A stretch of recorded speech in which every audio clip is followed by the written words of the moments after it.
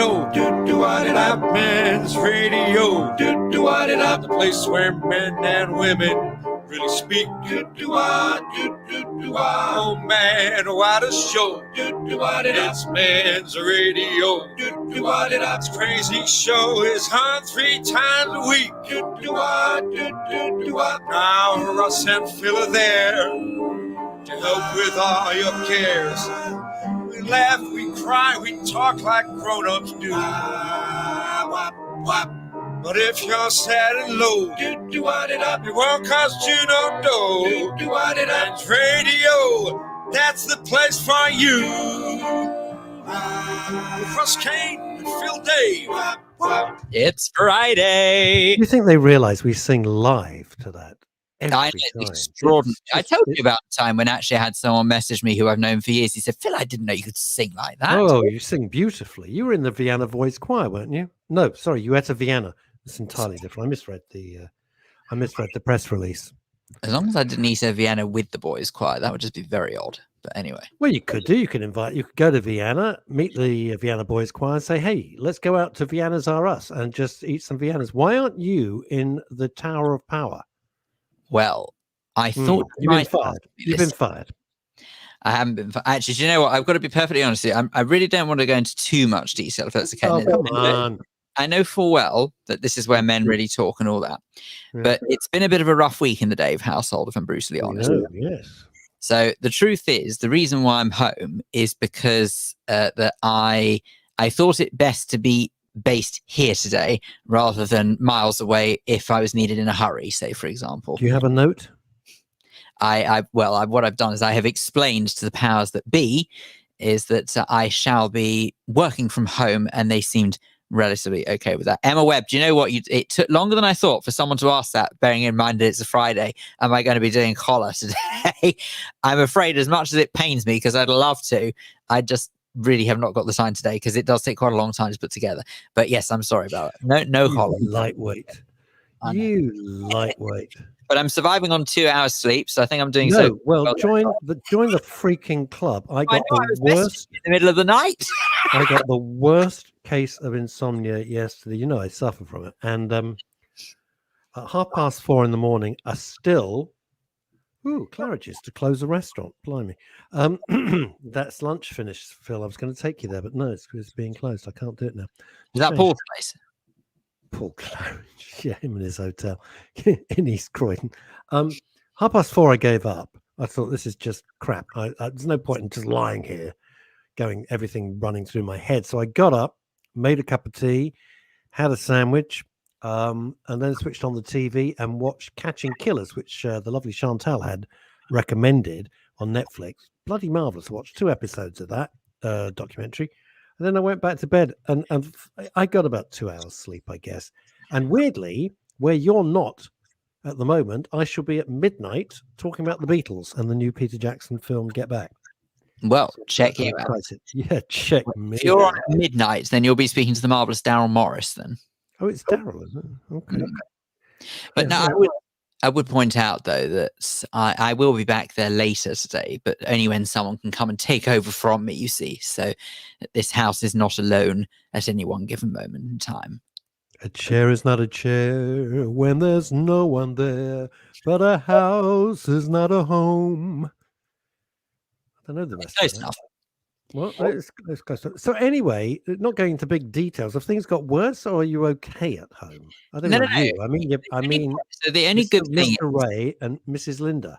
Yeah. Okay. So the only good thing is that my dad and I know that this is going to sound not so good, but hear me out first.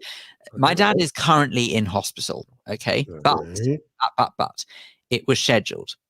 Okay. So that's not a problem. We knew he was going in yesterday, and we knew he'd probably be there for today and possibly up until tomorrow. That's not the issue here. What I didn't anticipate is that, I've told you that my mother wasn't terribly well last week, and we spent a fair bit of time in A&E.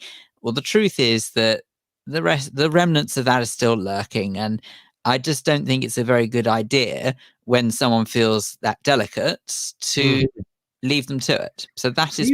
Do you think that your mother is allergic to you? Has that ever occurred to you? Has she had any tests? Well, I did think about this, Yeah. No, I'm trying to be helpful. Unfortunately, there were very few endocrinologists out there that were prepared to take on the case because they said they haven't got any samples of PIP. Somebody got to the E's in the dictionary yesterday. Not quite. Sheesh. I know. Right? What was that word? Endocrinologist. Is that someone who just reads the end of a book? Yes, And in doesn't chronological order. Okay. Right. Guys, if you're commenting on my lovely espresso bar page, which I'll talk about in a sec, you come up as Facebook users, so I don't know who it is, but you're very, very welcome. Sending best wishes. What's this? On his shoulder. I don't know anything about this. I don't know anything about this. Shoulder up. Don't know anything about that, Ramsey. Sorry. Emma is obviously barking mad. Russ, for goodness sake, get yourself on music. No, thank you very much. That's very sweet of you, Em, but I wouldn't dream of it. There's enough pain. There's enough pain, hurt, and worry in the world without me singing because I can't sing. And not to mention, no one has done anything that bad that deserves the two of us singing. No, nothing. Nothing. We are the Pearl Carr and Teddy Johnson of 2021. Good afternoon, gents. From rather windy, sunny Spain. I'm guessing. I'm off to sunny Spain. Viva España. We're going to go on the bait. Michael Verby. I think it's Michael. Say hello to Stacey. That's his sister. And Facebook user says, "Can't wait for new Peter Jackson film. The trailers are incredible. If you're a Beatles fan, I'm a Beatles nut. Only beaten by Lloyd Beanie, who's an even bigger Beatle nut. Did I go to the preview? Don't be daft. I don't go to anything. If I go to Tesco, it's a big deal these days. So there we go. I need to show you, actually. Never far from my person. Well, never far from my desk anyway. Right? Held that thought. Oh, this is interesting. Hang on. Now, this is interesting. What the hell's going on? I can't find the MRS link to the show, so having to use the Espresso Bar link. Ramsey. Okay, well, you're on Espresso Bar. Wow, this is weird. Okay, what's this? Oh, my God. What's that? How did you get that? Never what ever year is far that? from my What desk. year is that? What's it say? Good Friday, April. Friday, April 12th. And I don't actually know what year. Do you know my dad took me as a surprise as a little boy to see the Beatles in concert? Amazing. The one nearest of the best nights of my entire life. Was the bootleg Beatles, and it was without a shadow of a doubt one of the happiest days of my life. I'm a Beatles nut. As a teen, I waited in Soho Square for 2 days to meet McCartney at his MPL office. I wish I knew who all this was. Oh, it'd be lovely to know who these. Anyway, fine. I don't know. And furthermore, the little homage to the Beatles continues. Look at that. What is that? I can't see what it is. Oh, that's fantastic. It's a sort of diorama, which is very close to what happens if you eat a vindaloo. Anyway. The problem is I misunderstood that in maths lesson once, and you don't want to know what grade I got for my project. Was it ungraded? You can get a U. I got a U, I think. Well, in my chemistry. My chemistry was so shit because I nearly blew. I couldn't understand any of it. I got a U, which is ungraded. Diorama, okay. So I took it in a shoebox. What was I to know? I didn't realize. Say that again. I'm sure I didn't get it. I didn't hear the word diorama, so I took it in a shoebox, and I didn't realize I was going to get in trouble. I don't get it. It's a gag I don't get. It's gone completely over my head. Well, it sounds like diorama. Well, I just did that gag about it sounds similar if you have a vindaloo. Oh, for heaven's the sake. feed isn't on the MRS page. Oh, dear. Why not? Phil, can you sort that or not? What? The feed isn't on the MRS page. How weird is that? You know what? Oh, they are absolutely right.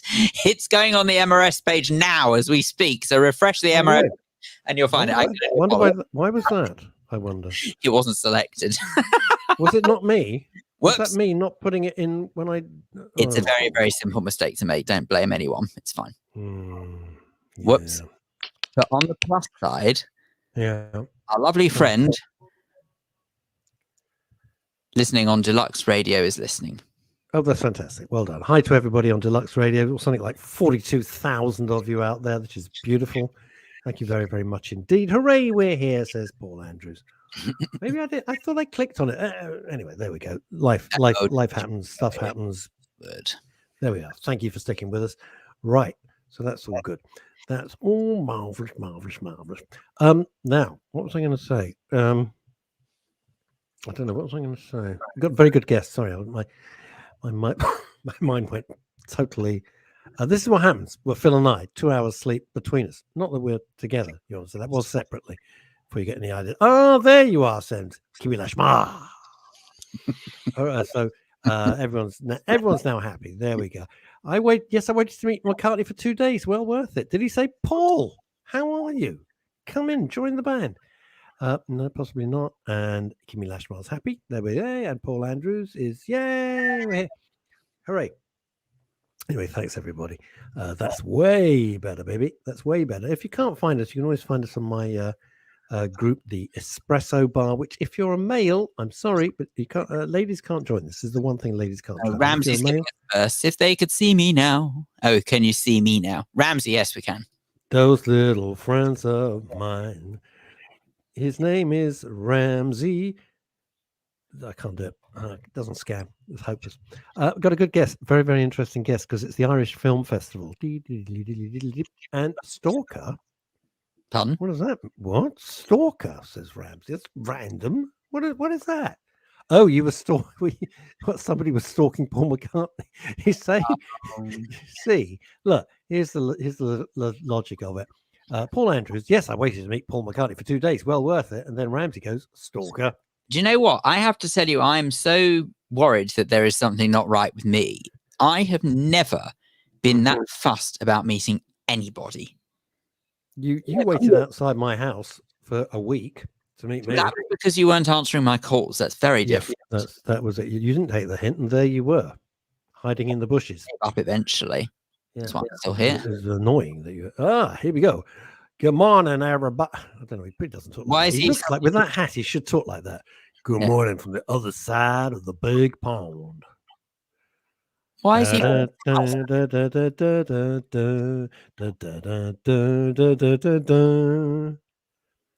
thought he was from New York City. Don't you think that Brits, when they wear hats like that, look like complete twats? But when Americans wear them, they look fantastic. You can't do it. Let's find out together. Oh, God. Wait for it. What is it? Whatever I say, doesn't matter what random thing I say, the little guy has got something appertaining to it. Hello, Linda Dave. Well, we're wishing you well, and we're wishing Ray well. And it's far too late to wish Phil well because he doesn't know what the hell he's doing. What have we got? Kimmy Lashmar. Rush to finish cutting mum's grass. Hopefully last time. I'm knackered now. Ooh, I'd be happy to meet you. Oh, I see. Oh, I'd be happy to meet you, Phil. But you can go away. I'm not even speaking to you now. Right. Let's get to the important stuff. Hello, boys, says Eve Phantom. Crazy name. Crazy gal. It's got to be the coolest name on the planet. Eve Phantom. By day, I don't know what she'd done. By day, she was in marketing. By night, she ruled the streets where crime feared her. There we go. Linda Dave, thank you. Just killed my throat doing that. Was ridiculous. What have we got? Michael Bobby. It's often said that it's better not to meet your heroes. I know. I try never to. It's always a bloody disappointment. Sometimes. Because I don't think it looks that bad. Now, you know, I have to tell you that before you start judging me completely, the main reason that I possess such a thing is that when we were in Colorado as a family back in 2000, Stop, I can't. What? And a neckerchief as well. Look at that. I thought you'd grown a beard. In a ponytail. Yeah, so back when we were in Colorado back in 2002, we may have stumbled many of the shops that we went to. One of the shops was a genuine cowboy shop where they sort of sold all of this neckerchiefs, all of that. And I was a wee bit obsessed. So I bought some stuff. Oh, Jesus. And I have to tell you, when I walked around Colorado, it was fine, no problem at all. It's like a budget version of Dallas. You go to Stanford Hill, you'd be all right. Already. Oh, that look. I didn't even see that comment come up. So you in Stanford Hill. Anyway, Kimmy's saying it's lost on radio. The reason I've completely lost it is because Phil disappeared. Asa Don Brown came on looking very cool. He's in New York State, right? And he's watching us from America. Phil says, I've got something. And Asa's wearing this fantastic Stetson. And Phil disappears with this hat. Ah, Linda Dave. Not to mention the boots. it's true. Oh, God. It is true. Right, I'm going to say, You look like a rabbi. He says, Paul Andrews with a hat on the headphones. You look like a rabbi. You do. You just exactly. Oh, Jesus. That's hilarious. Look. Good afternoon, gents, says Luke Newman. Hope you're both well. Tomorrow is the big day. I'm so sorry. Could you finish? Don't mind Russell. He just needs to go off and have it. You see, this is the problem. This is why I can't leave him. Can't leave him for longer than a few minutes because, oh, God, that's better. Right. I can't leave him longer than a few minutes. I have to tell you, if you've ever do a top button up with a cravat underneath it, it really makes your neck swell. Anyway, but I was going to say that I can't leave Russell for longer than a couple of minutes because unfortunately, if he has to talk monologue style, I'm afraid it sort of starts getting to the old throat. Absolutely kills my throat. There we go.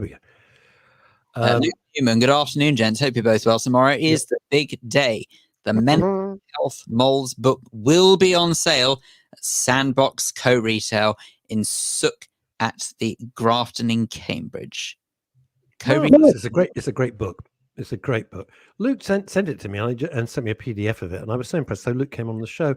What I got from Ramsey, I once bought a cowboy. Why am I talking like that? I once bought a cowboy hat in Arkansas and wore it on the Greyhound all the way to New York City, where I got some very funny looks.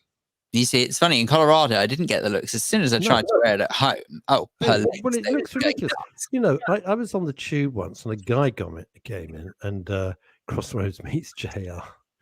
Do you know the weird thing? I was obsessed. Please stop. You look so stupid.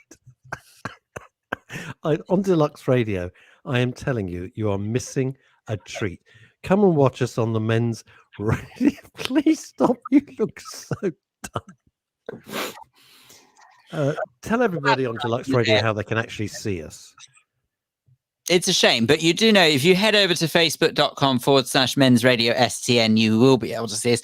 Or indeed, if you'd rather, you could always go to Twitter, which is at men's radio STN, or go to our YouTube channel. And what was that? That Asa was saying, I had a home in Colorado for 7 years. Breathtaking state. Do you know, it was breathtaking. Yeah, I can't wait to go. Thickness, flipping heck. I'll be going to Texas next year. I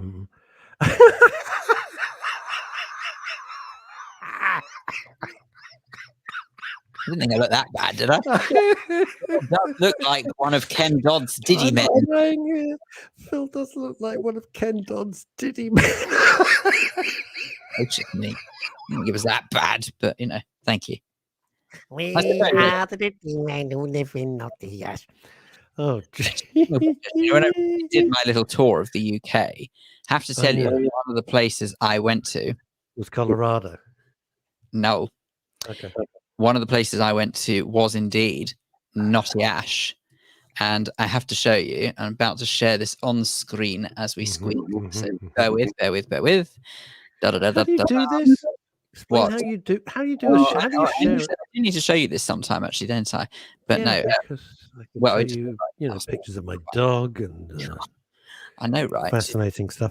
Asa Don Brown, he had a home in I can't wait to go to Colorado. I watch a lot of YouTube videos about Jeep trails and stuff. Absolutely dying to go to Colorado. Right, now you ready for this? Okay. Have a look here. I actually went to Knotty Ash. Right. And this here, hang on a second. Yeah. Let's try and make it fit in screen. There you go. Okay. Never mind the scaffolding. It's some scaffolding. No, have a look. That is, or rather was, Ken Dodd's house. Was it? That was it? Yeah, have a look. If you can see, hang on. Well, I can see it. It looks like a little house. It doesn't look huge. Maybe. No, but it was a very modest house. He was born in that house. So he was incredibly mean. He's a very great comedian. But he would phone his agent. You know what he'd do with his agent? And my agent told me this when I had agents. He'd go, Dodd here, phone me back, and put the phone down. Seriously, so the agency had to phone him back. Have a look at that. How cool. That's Ken Dodd. What? There you go. That could have been any house. That could have been Streatham. Somebody just wrote Ken Dodd. I utterly promise you it was Ken Dodd's house. Okay, all right, okay. I was a huge fan of him, so as far as I You love Ken Dodd. thought it was justified I thought he was, yeah. all of that way to Liverpool. I thought it was perfectly justified driving past the place where the great man Did you go through that tunnel? That tunnel? What happened to our guest, by the way? Where's our guest? I don't know. I wondered that as well, actually. I didn't like to say anything, really. Has he got the... Well, we'll soon find out. So, tell you what, I'll get in touch with the guest now, and we'll see whether or not he's... All right, okay. Yeah, who else has... you go and do that. Oh. You go and do that. Wait, do you mean the Mersey Tunnel? Yeah, whatever. I don't know what it is. I got lost in Liverpool, and I went through this bloody endless tunnel. I thought I was going to end up in Kashmir or something. Ferry across the Mersey. Kashmir, mine took us. Anyway, so it was, yeah. I know you never see anybody on TV actually just blow their nose with a Kleenex or something, but I can't help it. I'm sorry. I can't shift this damn thing. It's nearly gone. Feels better. It feels a lot better. Anyway, hello, Veronica Curran up in Edinburgh. I'm sure I sent the erstwhile Uber producer the links yesterday. I guess he hasn't looked at them. I don't know. Anyway, there we are. Nothing much I can do. There's only so many things one can do. I finished writing an article for a newspaper. What time did I finish last night? I wrote it, and then I wanted to amend it. And so I think I finished about 11:15. And then I watched some TV to try and chill out. Then I went to bed, and that was a complete waste of time. So then I got up. There we go. That is life. You know, when you're writing and you want it to be the best you can. So you just wanted to, I just wanted to amend it. It was something that I'd like you and I to talk about next week, actually. Mersey Tunnel. How does he know? He lives in Spain. What's he say? The Mersey Tunnel links Liverpool and the Wirral. Oh, that makes sense. Okay. I don't even know where the Wirral is. It's the other side of the Mersey. Okay. All right. Fair enough. Any luck with Mr. Guest? Probably not. Anyway, that's embarrassing. But, you know, look at my face. Ah, hello. There he is. Well, without further ado, seeing as if we've been told he's got to be gone by 25 to Mark, we're so sorry about that. It turns out that others thought that you'd been sent the link and you hadn't. Anyway, no problem. Oh, sorry about that. It's not normally how we rock, but it's happened, so we can only apologize. Cool. That is. Are those books or CDs? They look great. Books, lots of books. Fantastic. Right, Mark, welcome. Sorry, better late than never. So, what? You've got an amazing story, so why don't you just crack straight on with it? Yeah, so you're talking about the story of looking my new film. Yeah, I think what happened was, you know, I've always, looking has been the thing that I've been best at. I was never a good reader or writer, or even my hearing wasn't great, but I was always brilliant at looking, and I really enjoyed looking. And so I wrote a book about that. And then after I wrote the book, my eye suddenly started to, I couldn't see properly. I got a cataract. And you know, when I'm in my mid-50s, and you don't expect to get a cataract until quite a lot later. Yeah, so right. suddenly everything looked blurred, and I thought my glasses were dirty, and I kept cleaning them, but they weren't. So this was an occasion for me to think about what would I lose, you know, as if my eyesight really went. I don't think people talk about this enough. You know, the truth is that an awful lot of individuals are, well, subject to deterioration of the eyes as we all get older. Yeah. It's very, very rare that anyone gets to a certain age and then doesn't need any help, optically speaking. And isn't it funny, despite that, we don't really talk about it. Don't really talk about the concept of sight going and what it means to us. My major terror, be honest with you, Mark. And I tell you why I wanted it on the show as well, is that my late father was legally blind at the end. Legally. Yeah, it was horrible. As his eyesight deteriorated, it was absolutely terrible. Yeah, and you notice things like when you go into restaurants and you can't read the menu and all that, all the little things, and of course we're lucky to live in a modern age where there's lots of treatments for eyesight problems, but it's a moment in your life, a threshold where you think, okay, I'm vulnerable here. Those of us who were lucky to be able to see, I'm now vulnerable in a new way. I'm now slightly fearful about how, if it's late at night, I see things, but there's a good side to that. I think my film is quite an optimistic film. No, you've just slipped that in. So I love the way. Oh, Oh, by the way, I think my film's an optimistic film. But it's true. Had to mention. Mark, go for it. What's the film about? Yeah, it is about what we've been talking about, to getting a point in your life where you've relied on something. I rely on my legs because I love walking. I rely on my eyes, because they've always functioned. And I'm sitting talking to you from Edinburgh today, and I can look out and see the beautiful November light. I took that for granted.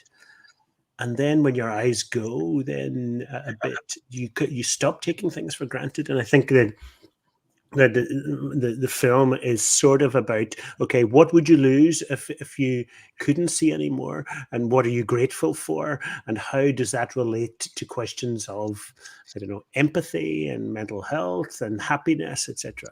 So what's the film called? Remind everybody. The Story of Looking. And how is your eye? Because we're very personal here. So how is your eyesight now? Fantastic, because it was in my left eye, and it was a sudden cataract. But once they did the surgery, and it's 21 minutes, and I've come to know the surgeon who did it, Dr. Agarwal. It's massive improvement. After a few days, I could see more clearly than I have done probably for some years. There are those who have cataract operations. They say it's almost like seeing the world in high definition for the first time. That's right. I think that, there's a super clarity, and my left eye now, the one where I had my operation, is it's super clear, but it's also bluer. My right eye, the original with the organic lens, is browner. So when I shift between eyes, I see the blue world and the brown world. You're the David Bowie of Edinburgh. Yeah, something like that. And the different lenses. It's fascinating to see how your looking changes when you undergo one of these operations, which, as we know, happen all the time, and we can't take them for granted. Kimmy raises a very valid point. She says here, I hate the thought of surgery on my eyes. How did you deal with that mentally, would you say? Because it must have been a very scary prospect. It is quite scary, and we filmed it. Hi, Kimmy, thanks for your comment. Yeah, we filmed it. We put the camera in the bit of the equipment where the surgeon was cutting into my eye, so you can see him cutting in. No, don't be outraged. It's not that horrible. It's my nightmare, Mark. I know. Lots of people don't like seeing that, but these surgeons, they are so brilliant, so skilled. They are artists in a way, and so you see him cutting open my eye, and they use I don't know how they suck out the old lens and then insert a plastic lens. It's sort of like a scaled down version of liposuction. It literally is like a sort of a suction. Please tell me when this is over, please. Stop it! Get it going. I hear it. Yeah. You can deal with. Yeah, and it is beautiful, and it's sort of remarkable to see. And of course, every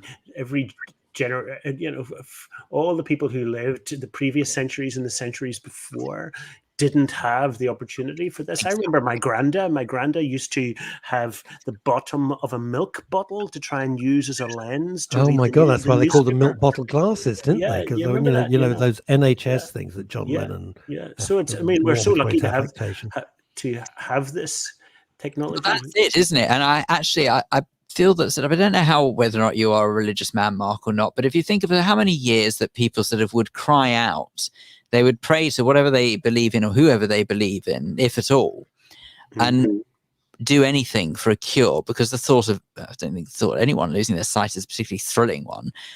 And yet now we've got it, and it's so matter of fact. Like you said, it's a 20-minute procedure. How incredible is that? That people are sort of going in and out of hospital with it pretty much within a day to have their sight restored. I think it's incredible. Yeah, my mother-in-law had hers done recently, and she's in her 80s, and she hadn't seen her dog, she hadn't seen TV properly, and when she finally took the thing off, and she was so excited, she could see her kitchen, she could like cook for herself a bit, and then the other thing she said is, "Oh bloody hell, I didn't realize I had so many wrinkles." Sure. Now, this am I going mad, Mark? This isn't part of the Irish Film Festival, isn't it? Yes, that's right. Yeah, I think the film showed last night. And I'm Irish. I'm from Belfast, and so I was delighted that the Irish Film Festival in London is showing this film, this unusual film. Well, you know what? If we're going to talk about films, let's bring on the former CEO of BAFTA Los Angeles, Chantal, of course. Hi, guys, and hello, Mark. This sounds fascinating. Hi, Chantal. Nice to see you, hear you. God, well, I'm looking forward to seeing it. It sounds extraordinary. Well, yeah, it's quite a personal. Yeah, I've made films about lots of stuff, but this one's quite a personal one. And when you have a kind of sudden shock in your own life or a fear, and it's a reasonably minor fear, but it's nice to show what fear feels like, because we're all scared in some ways, and this is something that scared me. Oh my God. That's one of the most beautiful things I've ever heard. It's nice to show what fear feels like. Seriously, I don't think enough people do that. Seriously. What sort of reaction have you had from this film for those who have seen it? It's been really lovely. The film has shown around the world. We just won the prize for the best non-fiction film in Spain and Seville 3 days ago. Wow. So the film overall is sort of about what keeps you looking, what keeps you alert, what keeps you young, what keeps you enthusiastic about being alive, and so I think that it hopefully it touches people, I think, and of course we're on radio now, so listening medium, so we could talk about the joys of listening and music and all those things, but I chose to focus on the fact that looking keeps me alive and alert and enthusiastic. It just the thought of how many people this must help, or will help when they eventually do get around to seeing it, and maybe addressing some of those fears. In all the shows that we've done on MRS, we've spoken to a fair few hundred people or so, and a couple of hundred people more on this show alone. And I don't ever remember talking way more than that. I don't remember talking about this subject before. No, we never have. See, it's immediately struck, Mark. Here goes Veronica Curran up in Edinburgh. You look out the window, you see her waving at you. Mum has macular. Is that macular degeneration? I'm assuming? Yes, it is. Yeah, and has the injections. I mean, in awe of her. My sight is chronic, and I don't think I could go through it. I know how much it matters as Mum classed as blind now. Yeah. Veronica, that's a very good point. Macular, as we know, those who don't know, macular is a sort of closing of the curtains, as we say. There's your peripheral vision disappears, and so you're starting to look down a tunnel. That was my father. That was my father, Mark. And I have one of the genes for macular as well. So that, who knows, and so we take these things for granted, I think. Oh, we don't. No, Mark, we don't. We don't. I've lived, I have to disagree with you on that. I've lived with total fear. I've never, ever talked about this ever before, because my father, as I said, was legally blind. He had that. He had the worst tunnel vision. And his specialist one day said, "Do you want to know what your father's sight looks like?" And he said, "Get a rolled up tube, like a poster tube, and do that. That's how he sees." So it was horrendous. And I live in fear that as I get older, could I get much older, that's gonna it's a gene thing which can be passed on. Mark, we know we have to let you go now, sadly, and it's really unfortunate. We just didn't realise that you weren't able to join this conversation sooner. But hopefully, we figured you were busy. That's what we thought. Will you come back and speak to us again, hopefully, and we'll give you more time? Yeah, I'd love that. Splendid stuff. Congratulations, and best of luck with the Irish Film Festival. And good luck. Fantastic. Remind people the name of the film. Sorry, Mark. It's called The Story of Looking. Excellent. Well, no pun intended. We will look out for it. Thank you so much. Bless Thanks, you. everyone. Bye, Mark. Thanks. Well done. Charming guy. What a charming fella. Yes, we want a rose between two thorns, please. Nicely done. Technically speaking, for the first time in months, you know what I'm able to do, don't you? Because of being from home. I have no idea what you're able to do. Go to the toilet privately? Oh, that.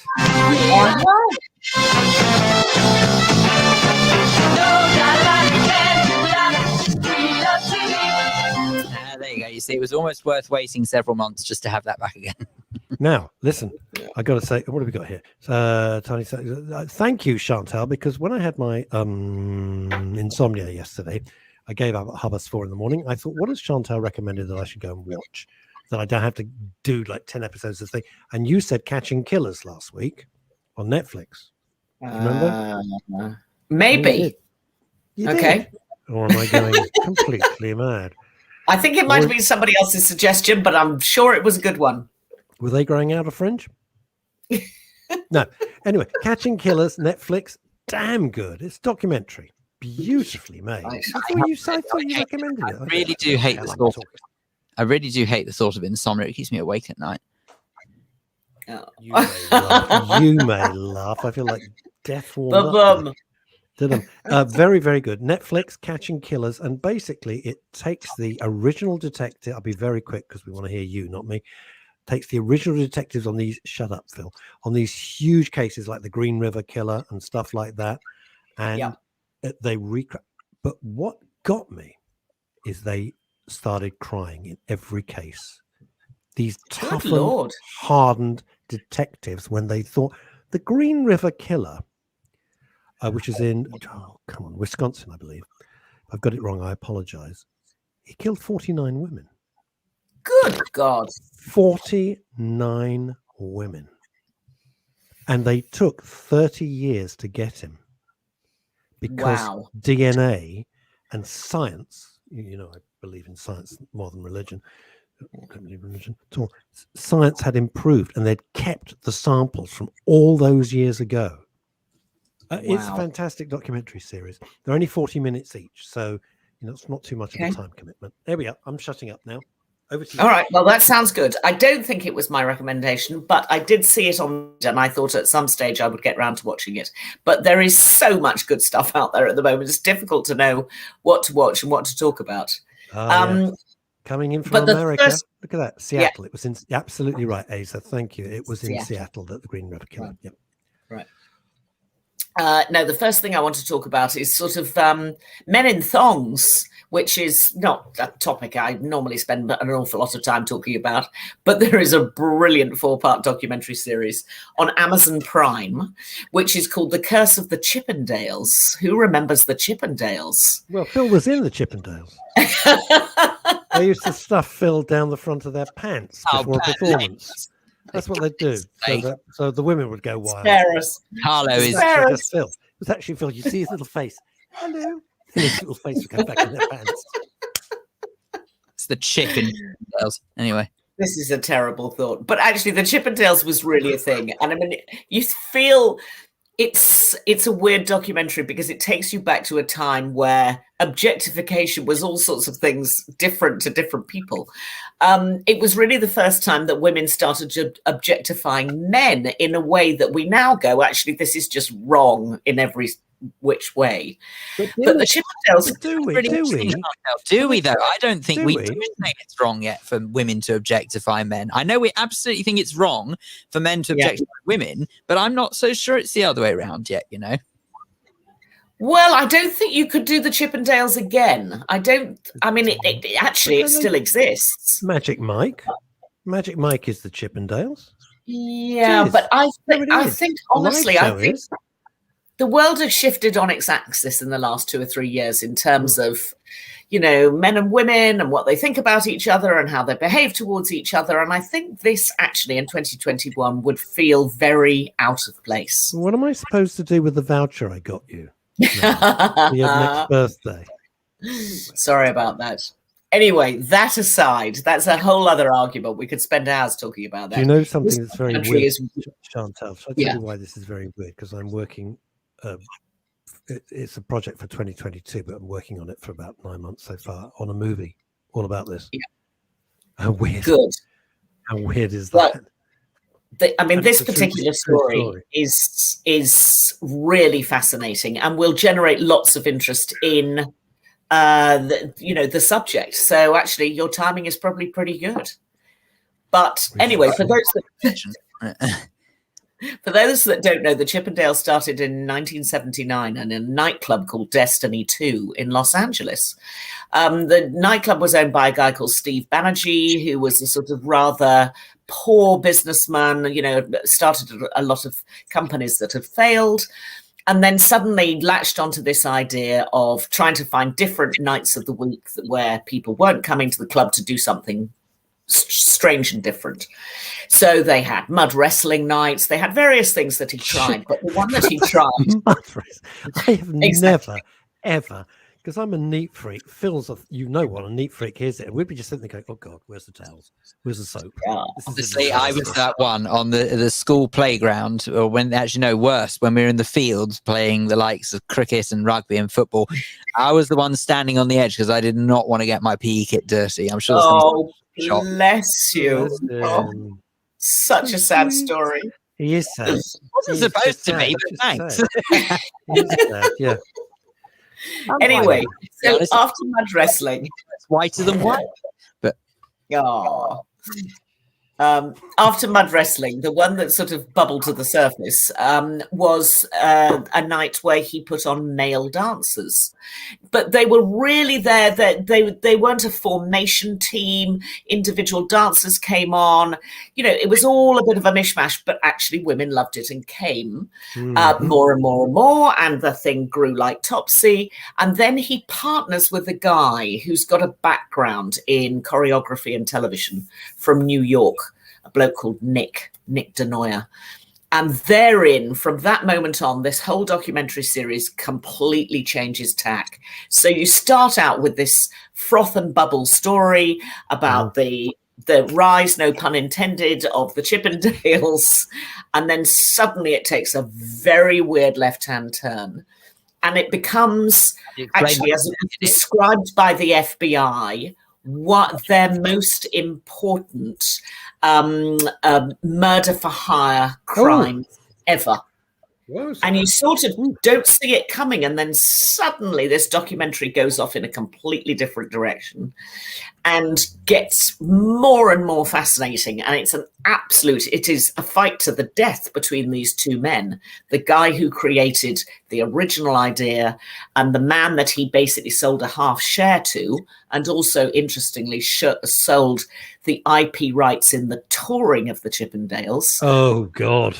And how the two of them clash.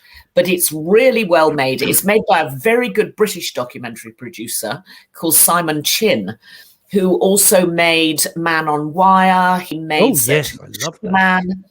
He did the Scientology documentary that Louis Theroux, who was an old classmate of his at school, fronted and wrote.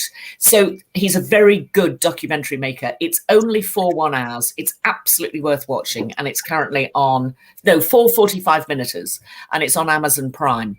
But definitely take a look at it. It's called The Curse of the Chippendales.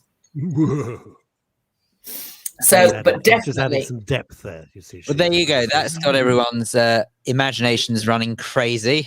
What else have you discovered this week? So I'm trawling through Amazon Prime. I came across. Interestingly, it's sort of another business story. It's another documentary about the rise and fall of a business. Not that WeWork has collapsed, but WeWork, which I think most people will know, are these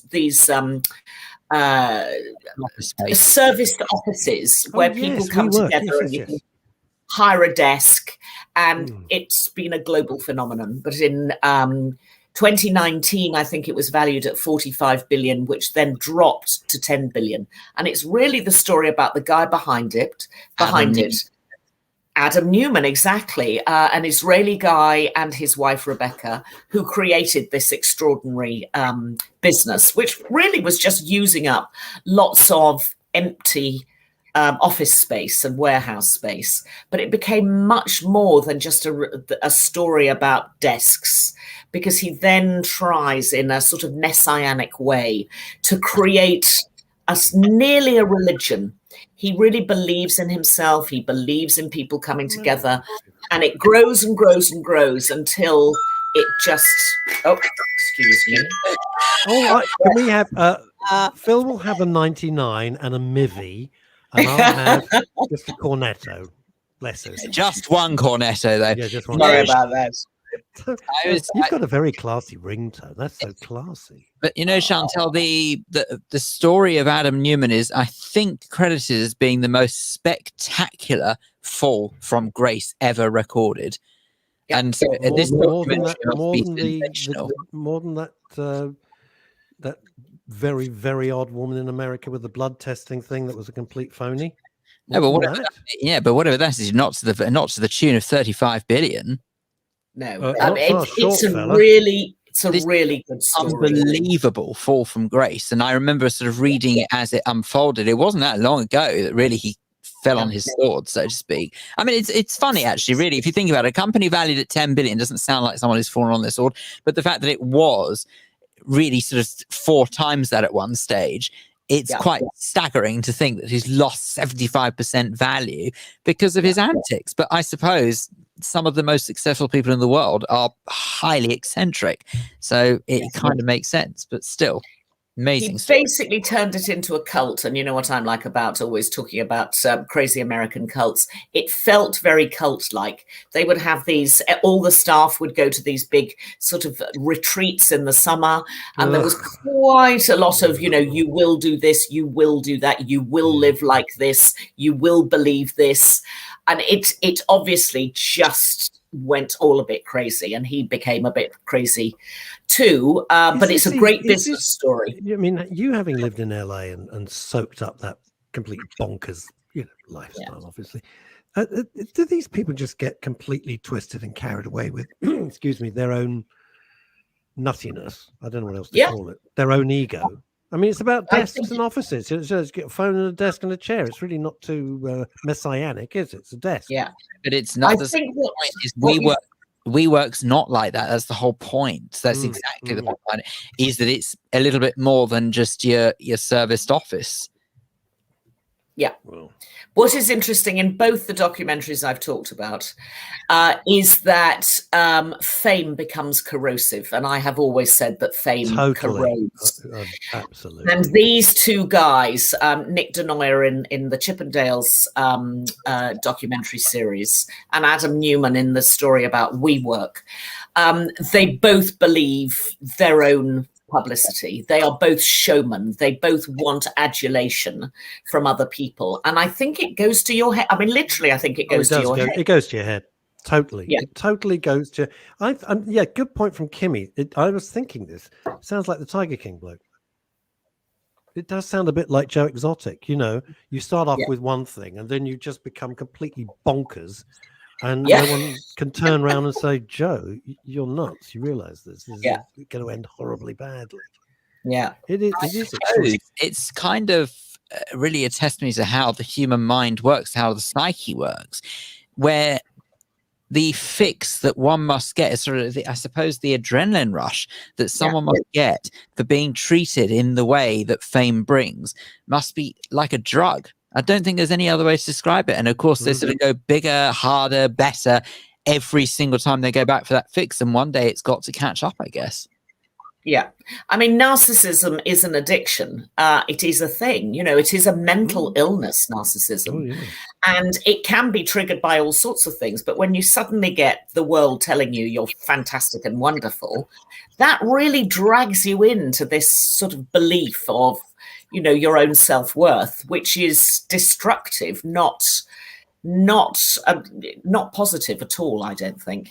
Anyway, it's very interesting. Both of those documentaries. The one, just in case you didn't get it, the WeWork title is The Making or Breaking of a $47 billion Unicorn, which is a rather long title for a documentary, but you'll find it there somewhere, and it's definitely worth watching. Somebody needed to edit that. Yes. those who don't know, Wow.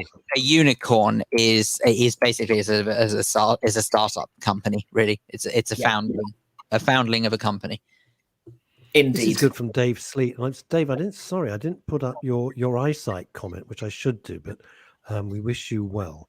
Dave Sleet, head of ANA, says self-perceived power is an ultimately flawed psychological state. Yeah, and what does Kimmy say? I can think of loads of singers and actors in UK too, but that documentary sounds fascinating. People love your recommendations, by the way. Absolutely love it. You know, let's go back straight across to New York, where it says Elizabeth Green.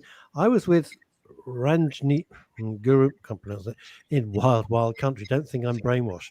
Well, we'll see. You're coming over to England soon, so we should decide for ourselves. Good, excellent stuff.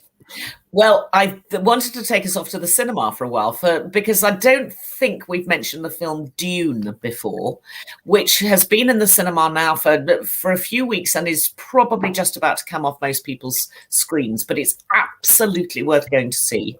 I'm not a crazy fan of science fiction, but this is actually an exceptionally well-made film made by a really brilliant Canadian film director called Denis Villeneuve, and it's really worth watching. So for those that haven't been to the movies recently, this is one to get out of bed for and get your slippers on and head down to the local movie theatre, because the experience will not be replicated on your home screen. No. There isn't a movie screen big enough for this movie. It is massive. It comes from a story that was created by a writer called Frank Herbert, and people have tried in the past to make a TV series and indeed a film. 1984 it came out. Yeah, and never pulled it off.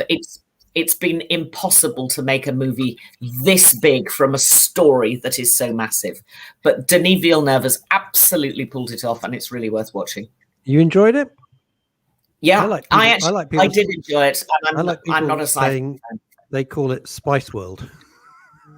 But indeed, well, spice is one of the minerals on one of the planets that they go to take over. It just made me laugh because it demotes this huge, sprawling, multi-billion-dollar epic to like the Spice Girls sitting on a bus. Yeah. So I just thought it was kind of British wit, Spice World.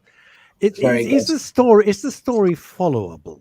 Because it's almost unfilmable. This is the problem with it, isn't it? It's a huge, sprawling story. It's actually very straightforward. The Timothy Chalamet, who is the young hero, is with his mother sent to another young age. I don't think can do any wrong. No, exactly. Quite an extraordinary actor, really. Yeah. Sent to take over another land. They are from a treatise, but they get sent to take over another land, and then they have to suppress the locals, basically. They're all fighting over this stuff called spice, which is the local mineral, which has superpowers. That's it in a nutshell. This is Dune Part 1. There is going to be a Dune Part 2. I think this is going to win awards too because it's exceptionally well made. I mean, it looks beautiful and it sounds beautiful and it's a story you can follow. So, yeah. Well, that's good. That's reassuring coming from you because I mean, so many people said in the past, you just can't film this story. It's just leave it as a book. Absolutely. When I saw it, I felt like it was seeing Star Wars for the first time. I thought, wow, this is going to run and run. This is a really big, considerable movie that should be seen. So anyway, if you've got time, go and see it before it leaves the cinema. Is it still on IMAX? Do you know if it's still on IMAX? I don't know, actually. I don't know. Because that would make it look phenomenal if it's on an IMAX screen. If you've never been, by the way, 10 seconds. If you've never seen a film on IMAX, IMAX, you are missing such a treat. It's like seeing films for the very first time. Yeah. It is, but it's extraordinary the amount of Nurofen you go through to make sure they get rid of it. Yeah, it's a totally overwhelming experience, but if the film's good, it's just fantastic. Oh, it's a fantastic experience, make no mistake. What else has come across your person? So, well, interestingly, at the other end of the spectrum, I saw a film on Netflix, which is called Red Notice, which has just came out last weekend, which is a blockbuster. And when you say blockbuster, you don't think of a television screen, you think of the cinema. And this is a major blockbuster. It's the most expensive film that Netflix has ever made. It's rumored to be between $250 and $300 million. It stars Dwayne Johnson, The Rock, and Ryan Reynolds, and no Gal one big Gadot. then. I was going to say, so quite no one big. cast then. If you smell what the Chantel is cooking. It's like an Indiana Jones. And in fact, that's exactly what it feels like. It's got that scale. It's a comedy caper. Ryan Reynolds is an art thief. Dwayne Johnson is with the FBI. Gal Gadot is also an art thief. They rattle around the world to wonderful places trying to steal Cleopatra's eggs. You don't even need to know the story because you can sort of see it from the get-go. That's as much as you need to know. But it's a really, really big movie, and I ended up watching it on my iPad, which makes no sense whatsoever. Oh my God.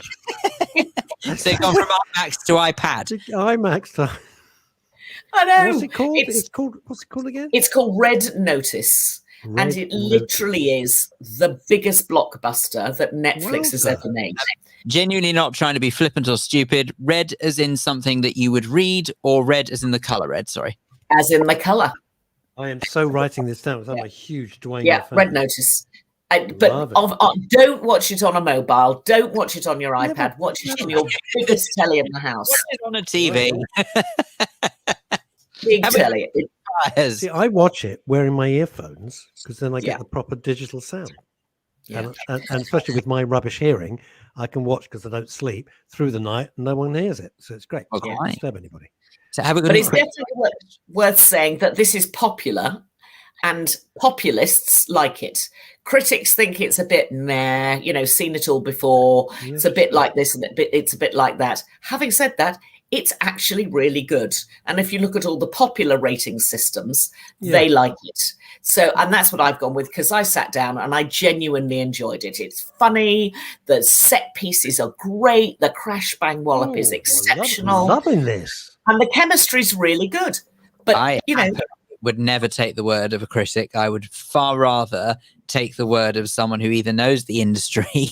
I'm sorry, I don't think some critics do. I think someone who knows the industry, or better still, normal people who have watched it and frankly can actually say in a more human way, it's not as good. Yeah, all right, maybe. Do you know what I mean? It feels more real that way. This is a good point from Michael Verby in Spain. He says, amazed, I think it's No Time to Die. Amazed to see that No Time to Die, or in my case, No Time to Diet, is already available on demand. Wow, is it?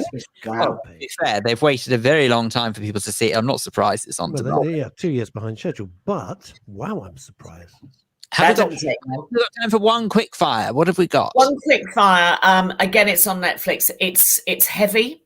It's a film called Passing. There is such a thing, which I had never even heard of, called white passing, which was in the early 20th century, where people of color would join the white world and pass themselves as a white person. Pass themselves off. Yeah, pass themselves off as a white person. I had never heard of white person, but this is quite a heavy drama based around that idea. It's from a novel, stars Ruth Negga, who is absolutely brilliant, and it's definitely brain food. It's one to get the brain cells sparking. It'll provoke thought, it'll provoke conversation. It's not an easy movie to watch, but it's worth watching. It's called Passing, and it's now on Netflix. Splendid stuff. Fantastic. You're on fire today. On fire. That's all I got to say. Bless you. Always as fun as ever. Thank you so much. Bye. Amazing. There we go. Well, look at that. I mean, what better way to round off a rather busy week here on MRS? It is a very busy week. Very busy week. Thank you for all your fantastic comments. That's what really we just love them. The comments are just great. It's always, as Phil and I always say, it's your show. You make the show. Absolutely. Well, I don't say that. I think it's my show personally, but whatever. I'll get over it. Put your hat back on. Go on. Have you got your hat there? before we do put the hat back on, I might suggest that we should say thank you very much to Mark Cousins and, of course, Chantal Rickards, OBE, for his superb contribution to this program. Thank you very much. Absolutely. We'll be back on Monday. Monday, 12 o'clock.